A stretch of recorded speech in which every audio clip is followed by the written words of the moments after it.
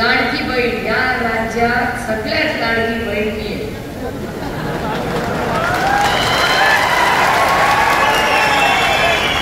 आणि लोकसभेत लाडकी नव्हती. लोकसभेत तुम्ही असा दणका दिला ना की लगेच मी लाडकी.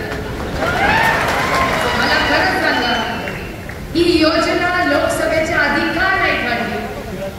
बहिणी लोकसभेत लाडक्या का नव्हत्या? कारण काय, फक्त मताचं राजकारण करतात. 1500 रुपये देऊन तुम्हाला लाडकी बहीण योजनेचं नाव सुरू केलं आहे. अहो, बहिणींवर प्रेम करून बघा. यांना नात्याचाच अर्थ कळत नाही. यांना वाटतं सगळी नाती पैशाने विकत घेऊन येतात. जर सगळीच नाती पैशाने विकत घेऊन असती ना तर माझे बगरे सर कधीच निवडून आले नसते. आणि हेच काही सगळ्यांना कळत नाही की या देशात 50 खोके तुमचे एकदम ओके. इथे जे सगळे बसलेत ना या सभेमध्ये, या आमची सगळ्यात मोठी ताकद आमची इमानदारी आहे. याचा आम्हाला साथ अभिमान. आणि आमच्या महिला भगिनी परवा एका पत्रकाराचा फोन आला, तुमचा लाडका पत्रकार मोठा दिल्लीवर आलाय, नाव आता नंतर सांगेल. त्यांनी तर नाशिकवर असा बॉम्ब टाकलाय की राजकारणाचं बदल. त्याने एक पुस्तक लिहिलं, त्याच्यात काय लिहिलंय नाशिकबद्दल, नाशिकचाच उल्लेख आहे. नाशिकलाच सगळे भेटले आणि नाशिकमध्येच कोणीतरी कबुली दिली की हो आम्ही ईडीच्या भीतीने गेलो. आता तो विषय वेगळा, परत कधीतरी जास्त वेळ असेल तेव्हा बोलले. पत्रकारांना समजलं काय पुस्तक वाचलं का नाही माहिती नाही, मी वाचलं. कोणाला मराठीत वाचायचं असेल तर मला सांगा, मी ट्रान्सलेशन करून घेतलंय, परमिशन घेतलेली मला दिल कधी आवाज. पण हा प्रश्न असा आहे की बहीण लाडकी कधी झाली? जेव्हा लोकसभेचा रिझल्ट आला. 1500 रुपये त्यांनी सुरू केले. भाऊ बहिणीचं नातं हे विकत घेता येत नाही. त्यांचा प्रॉब्लेम असा आहे की त्यांना नातं, प्रेम आणि व्यवसायातलं अंतरच कळत नाही. 50 खोके एकदम ओके ते विकले गेले म्हणून भाऊ बहिणीचं पवित्र नातं विकत घेता येत नाही. आणि 1500 रुपयाला किंमत लावली आमच्या नात्याची. अशी कोण किंमत लावतं नात्याची? अहो, मागितलं असतं तर सगळं देऊन टाकलं असतं. काय मोठ्या आई वडिलांनी मेंदू दिला, हात पाय दिले, सगळं चालू होते. शून्यातून विश्व उभं केलं की नाही? 80 वर्षाचा योद्धा रोज काल तर सभा पवार साहेबांनी हात काढले. काल रात्री माझं भांडण झालं त्यांच्याशी. 7 सभा केल्या त्यांनी. 7. मी जरा आवाज चढवलाच का म्हणलं काय चाललंय ते म्हणले तो प्रवास. आमचा विषय संपला. आता 7 सभा करूनच आले होते. आता उपयोग काय मी भांडण करून म्हणले. पण हे कशासाठी काढताय? ते मुख्यमंत्री होणार आहे, हे स्वतः सत्तेत बसणार आहे. त्यांना काही नकोय हो. त्यांना एवढंच हवंय की चांगली सत्ता येऊ दे आणि माझ्या कांद्याच्या शेतकऱ्याला त्याचा हक्काचा हमी भाव मिळू दे. आणि या प्रत्येक महिलेला स्वाभिमानाने ती उभं राहायला पाहिजे. तिच्या कर्तृत्वाला, तिच्या निर्णय प्रक्रियेसाठी आदरणीय पवार साहेब लागले. आणि मी तुम्हाला शब्द देते, माझी सगळ्यात मोठी लढाई भारतीय जनता पक्षाबरोबर कांद्यावरच झालेली आहे. आणि माझं म्हणणं आहे, मी त्या पियुष गोयलांची भांडण करून टाकले बगरे सर, तेव्हा तुम्ही इथे होता. मला आता संगतीला उभे राहिला आणि आज ताकदीने जेव्हा जेव्हा बगरे साहेब उभे राहतात तेव्हा ते कांद्याचाच प्रश्न सातत्याने मांडतात. असे आम्ही एकत्र काम करतो म्हणून मी म्हणत नाहीये. आम्ही लोकप्रतिनिधी पक्षाचा जरूर आदर झाला पाहिजे, पण पक्षाबरोबर ज्या लोकांनी आम्हाला निवडून दिलं त्यांच्यासाठी त्यांचा आवाज म्हणून आम्ही दिलेला जातो. कोण आहे बगरे सर? बगरे सर दिंडोरीचा आवाज आहे. 23 लाख लोकांचा आवाज म्हणून तुम्ही त्यांना दिलेला जातो. जरूर का नाही त्यांचं मत असावं.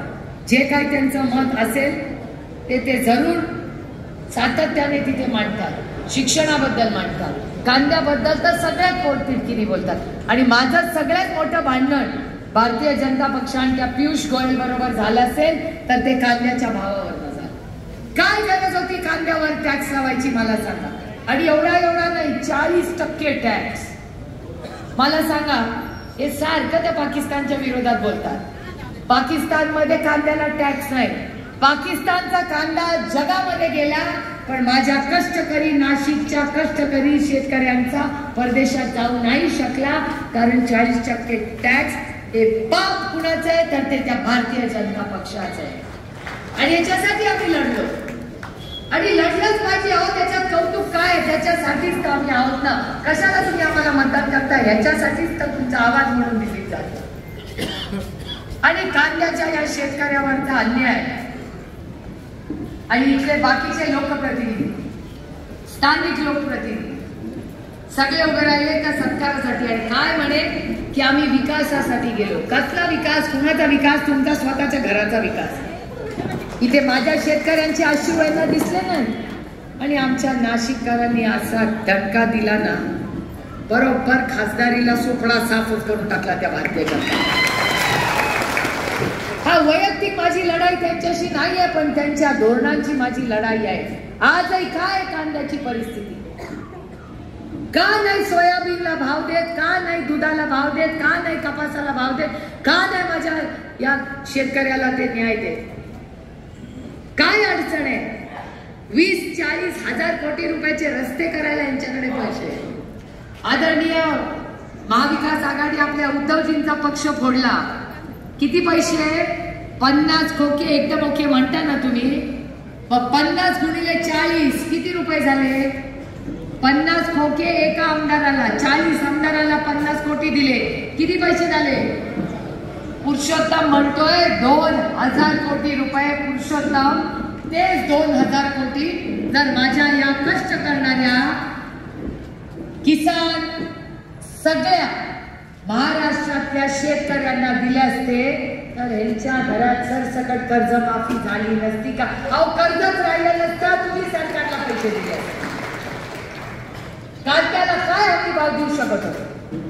सोयाबीनला भाव, दुधाला भाव देऊ शकत होतो नाही? 2000 कोटी रुपये किती होता तो? बाबा रे, मला माहिती पण नाही किती शून्य आहे त्याच्यामध्ये.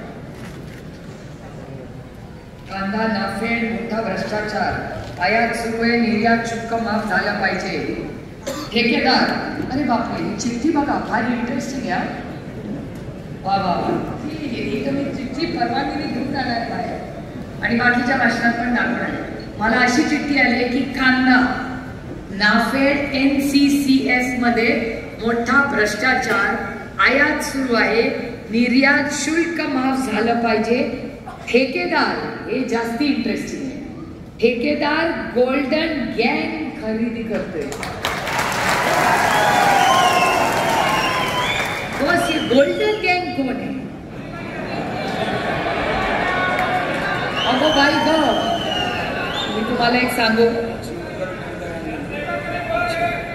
मी तुम्हाला एक गोष्ट सांगू का? माझ्यापेक्षा वयाने फार मोठे लोक इथे उभे आहेत, बसलेले आहेत. माझं पण थोडस वय आहेच. हे पोरांनी भाषा आमचा रोहित भाई सारखा होते, मलिदा गँग बोल, पण मी आत्या पडते. त्याच्यामुळे आत्याला थोडस वयाची मर्यादा, महिले असल्याची मर्यादा ठेवूनच भाषण करायला लागतं. त्याच्यामुळे मी बाई मलिदा गँग वगैरे बोलत नाही.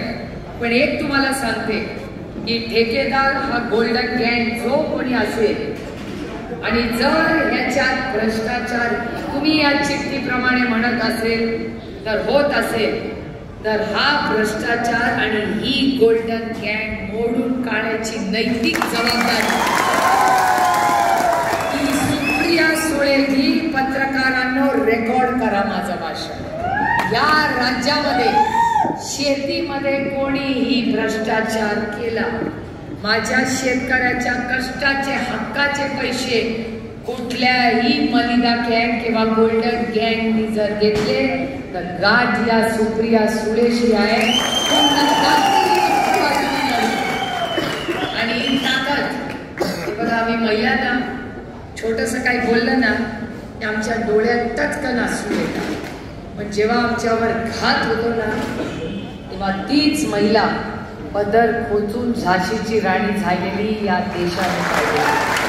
त्याच्यामुळे माझी या गोल्डन गँगला विनम्र विनंती, एक लास्ट चान्स, उद्योग बंद करा. हे उद्योग जर पुढच्या आठवड्यात 10 दिवसात बंद झाले नाहीत आणि माझ्या कष्ट करणाऱ्या शेतकऱ्याला त्याचा हमी भाव मिळाला नाही तर 20 तारखेला इलेक्शन झाल्या वगैरे सर आणि मी अमरण उपोषणाला तुमच्यासाठी बसू हा शब्द आम्ही दोघेही बसू. वगैरे सर लक्ष ठेवा, आपल्या या कांद्या उत्पादक शेतकऱ्याला भाव मिळालाच पाहिजे. त्याच्यात भ्रष्टाचार असेल तर या पत्रकारांना घेऊन जा, स्टिंग ऑपरेशन करा आणि कळू दे देशाला काय भ्रष्टाचार चाललाय या गोल्डन गॅसचा. कोणी गोल्डन गॅस देवालाच ठाऊक. आता चिठ्ठी आली, पत्रकारांनो तुम्ही पण जरा शोध चला. पोरांनो तुझ्याकडे पुस्तक बसू नको, तू जरा माहिती काढ कोण आहे गोल्डन गॅस. बघू बाई